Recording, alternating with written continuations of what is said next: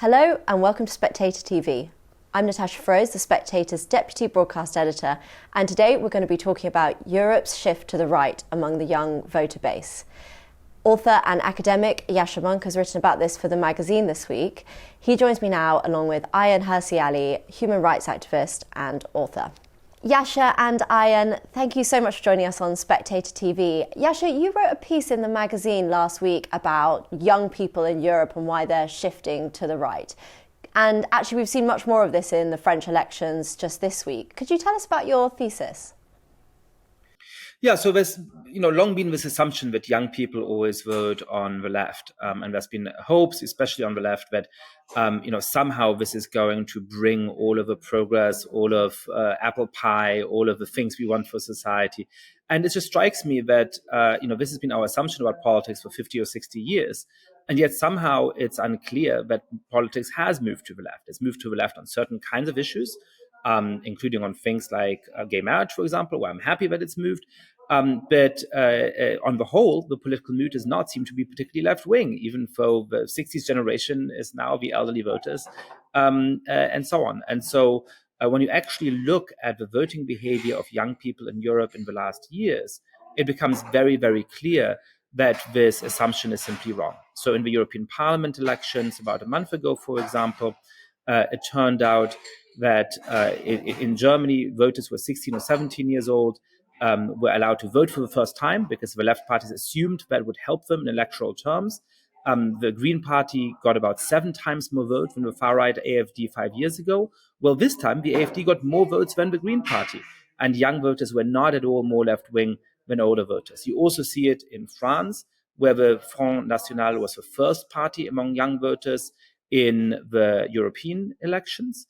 And now in the parliamentary elections, between the far left Popular Front and the far right Rassemblement National, over 80% of young people voted for those parties. The centrist parties, the moderate parties, were basically non-existent. And Le Pen did as well among the youngest voters, in fact, better among the youngest voters than among the older voters over the age of 70. Yes, and Ayaan, it was the decision of the left-wing parties in the European elections back in 2019 that said, we want to give the vote to the 16, 17-year-olds. And as Yascha was saying, that's just backfired in such an extraordinary way.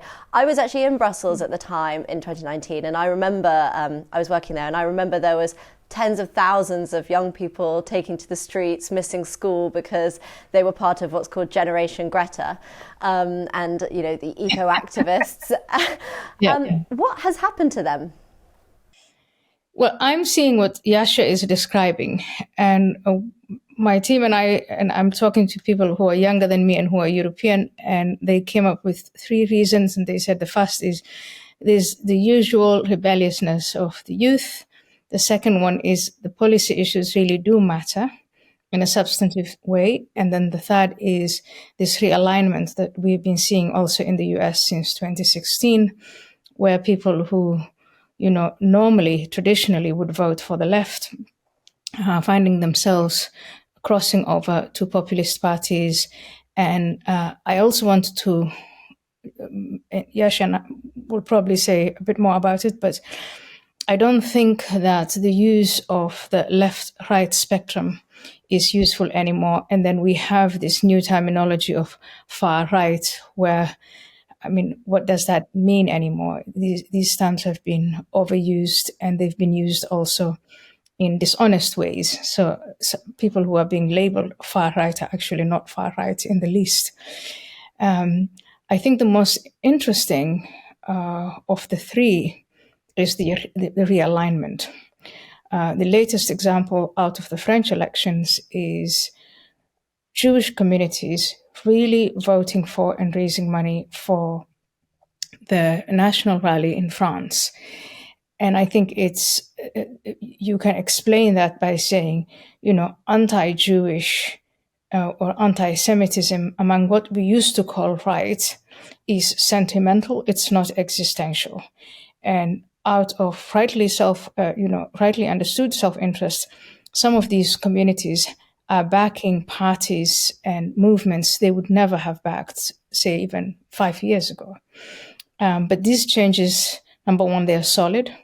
And number two, I think they affect people's lives in ways that the left simply cannot, or the leadership, it's not just the left, the establishment leadership cannot just simply wish away. And Yascha, what do you think about that? Picking up on what Ayaan said about the left and right identity, I know you've written a lot about identity politics. Do you think that young people these days don't have such an ideological compass? Well, I think young people are politically diverse like many other generations. So the first reason why young people vote in significant part for the far right is simply that in the electorate as a whole, a lot of people now vote for those political parties. And I think some of the underlying reasons are the same. So the first thing to explain this seeming puzzle that young people are voting the way they are is to realize that it's less of a puzzle than it seems, that young people have always voted in line with other age groups in most political situations. There's particular contexts where there's a strong generational divide, but often divides by social class, divides by educational status, divides by religious or ethnic communities are much, much stronger than age divides in democracies around the world. So this whole thing is a little bit less surprising than it seems. I do then also think that there is a portion of young people who have started to be very skeptical, as Ayaan says, of the left-wing parties and sometimes of the establishment for two reasons that are specific to that generation. The first is that in Europe, a lot of young people now accept that they live in a very diverse society in quite a natural way. Many of them have grown up with friends and acquaintances drawn from many different groups and parts of the world in a way that their parents and grandparents did not. But they also often experience the problems with integration, the struggles with integration in a much more direct way. Somebody who's 40 or 45 years old might encounter, for example, the refugees that came to the country in 2015, 2016, to much of continental Europe, on the subway, on public transport every now and again, sometimes perhaps when visiting some kind of public office, but quite rarely, right? If you are in school, if you're in those kind of educational settings, if you're on a playground, you actually encounter people with those origins much, much more often. And if a portion of them is not well integrated, or if the portion of them in a particular local school is so high that many of those kids don't learn the local language very well, or that they try to impose certain religious notions on the whole of the school, when you feel that as a young person much more directly than your parents or your aunts and uncles might. So that, I think, is one reason why a portion of these young Europeans has been pushed towards voting for the alternative for Germany, in Germany for Le Pen's party in France, and so on. And the second is, I think, a kind of rebellion against that form of identity politics. That is perhaps more relevant in the United States than it is in continental Europe. But I certainly do see, a set of young people who say, we have always only been seen by the group of which we're a part.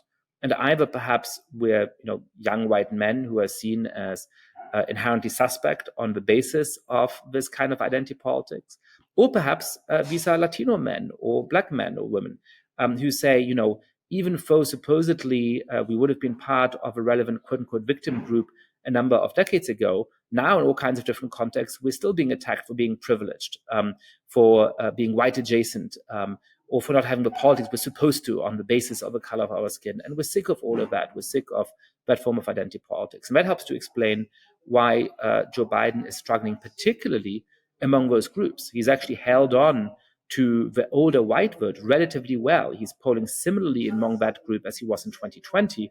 He has really, really eroded his share of the vote among Latino voters, among Black voters, including particularly among those who are young and those who are male. Yeah, so it's happening all over the world at the moment.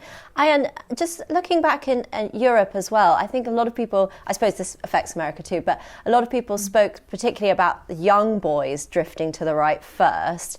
And before we saw it in the numbers with the elections, actually a lot of people were talking about sort of the Andrew Tate effect. Do you think that's still a big part of it, or is it something bigger than that now? I think that's a very interesting question, and also a very, and you can tell by how much I'm hesitating, it's a very sensitive topic. And I think parts of it, the reason why it's sensitive is because it's hard among the various groups of feminists to talk about why this is happening. And there are very, in my view, all sorts of bad qualities of identity politics. But I think one of the worst qualities is the blanket accusation of whole groups of people of something evil and oppressive. For instance, the phrase toxic masculinity as a put down, not just for men who are bad, but for all men. I think we're seeing a blowback from those types of things. The blanket attack of all white people as racists is a blowback that's underway.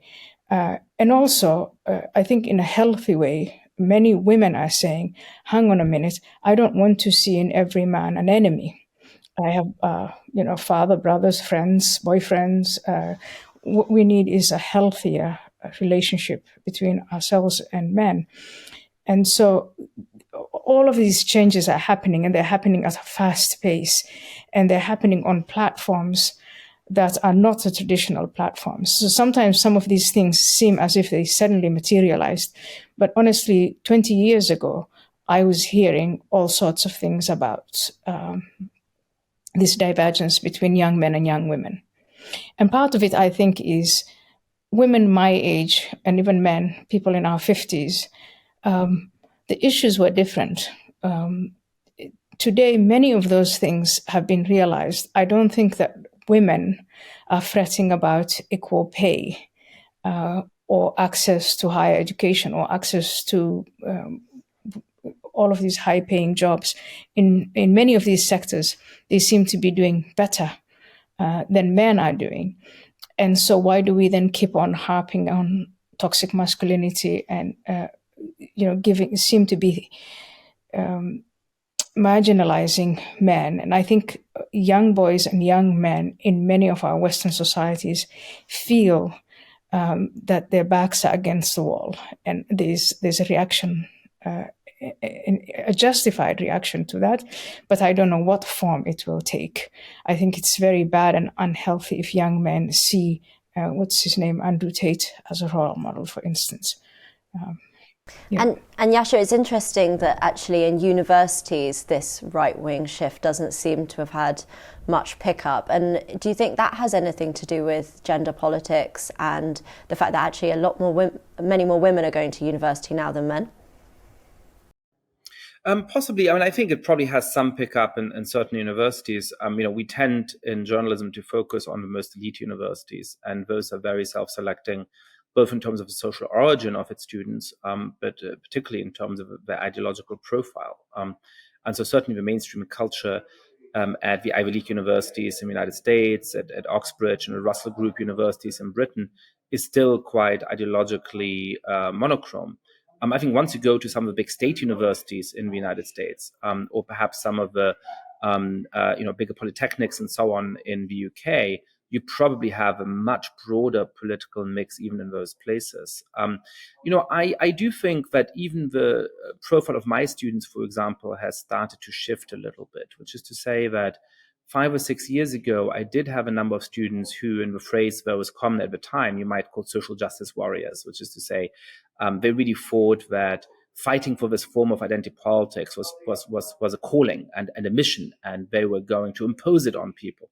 I have many fewer students like that now because I think at this point, these ideas, the assumption, for example, that there's something wrong about cultural appropriation, the view that, I should treat people in my life differently on the basis of their race or gender, rather than striving to treat them the same, are ones that they've been taught since they were 6 or 7 or 8 years old, are ones that are completely ingrained in the education that they've received. And many of them take that for granted, even if they're much less sort of motivated to fight for those values. They simply think that is the values of their society.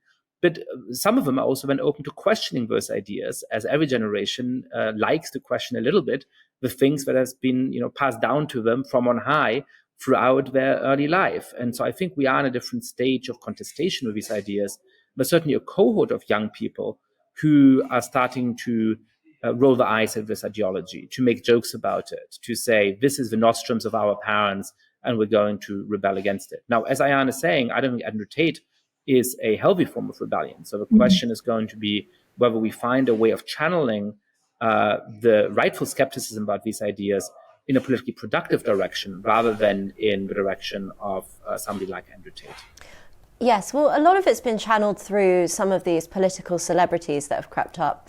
I mean, Geert Wilders has been around for a very long time, but Jordan Bardella, who's had a very successful result in France this week, and in Britain we've got Nigel Farage. And so, Ayaan, is it these sort of political celebrities that know how to harness TikTok, know how to harness social media, that can speak to these young people? Is that part of it? And if so, when they then get into politics, surely one of their challenges is actually going to be putting these populist policies into action.